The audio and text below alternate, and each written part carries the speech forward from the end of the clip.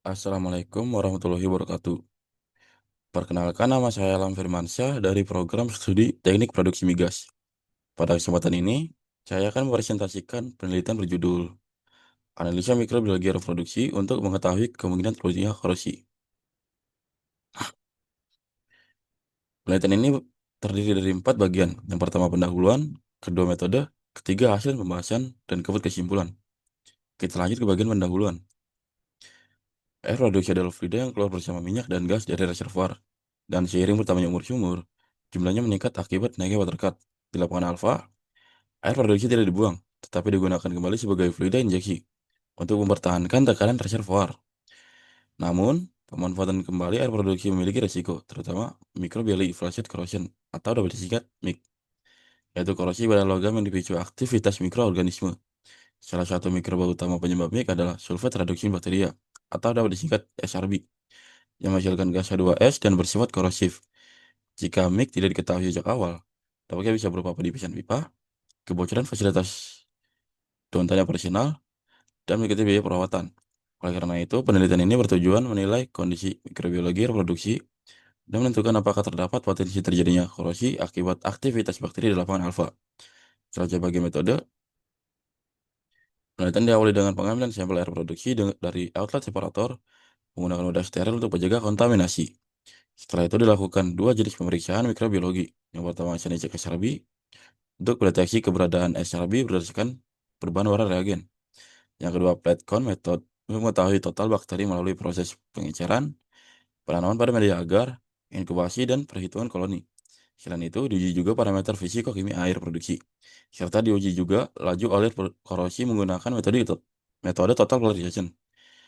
Seluruh hasil kemudian dianalisis untuk menentukan potensi terjadinya MIC. Kemudian hasil dan pembahasan. Hasil fisiko-kimia. Dari hasil pengujian fisiko-kimia didapatkan suhu air mencapai 65 derajat Celcius, cukup tinggi dan dapat menekan pertumbuhan bakteri mesofilik. pH berada pada kondisi netral yaitu 7,4, salinitas 25.000 ppm, dan TDS 32.000 mg liter. Menunjukkan air formasi dengan kandungan garam tinggi.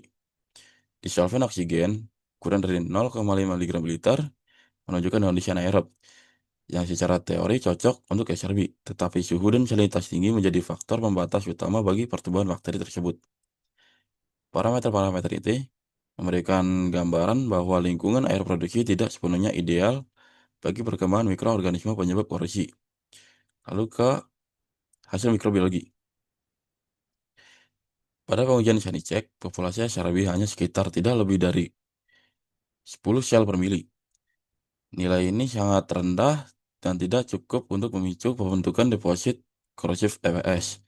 Total bakteri dari plate count adalah 80 kali 10 sel per mili. Namun tidak semua bakteri heterotrof berkontribusi pada terjadinya korosi. Secara keseluruhan, aktivitas mikrobiologi dari air produksi tergolong rendah. Lalu kita ke hasil uji korosi. Metode table polarization menunjukkan nilai laju korosi sangat rendah, yaitu sekitar 0,118 mil per year termasuk kategori low. Hasil ini konsisten dengan rendahnya populasi SRB, sehingga potensi terjadinya MIC dapat dikatakan sangat kecil. Kombinasi suhu, salinitas tinggi, dan aktivitas mikroba yang rendah menunjukkan bahwa kondisi air produksi saat ini tidak bersifat korosif terhadap peralatan permukaan. Lalu ke kesimpulan, dari dari kesimpulan penelitian ini adalah potensi terjadinya MIC pada air produksi di lapangan alfa sangat rendah. Parameter fisiko-kimia cukup ekstrim bagi pertumbuhan bakteri penyebab korosi. Populasi SRB berada pada tingkatan sangat rendah. Laju korosi pada kategori low.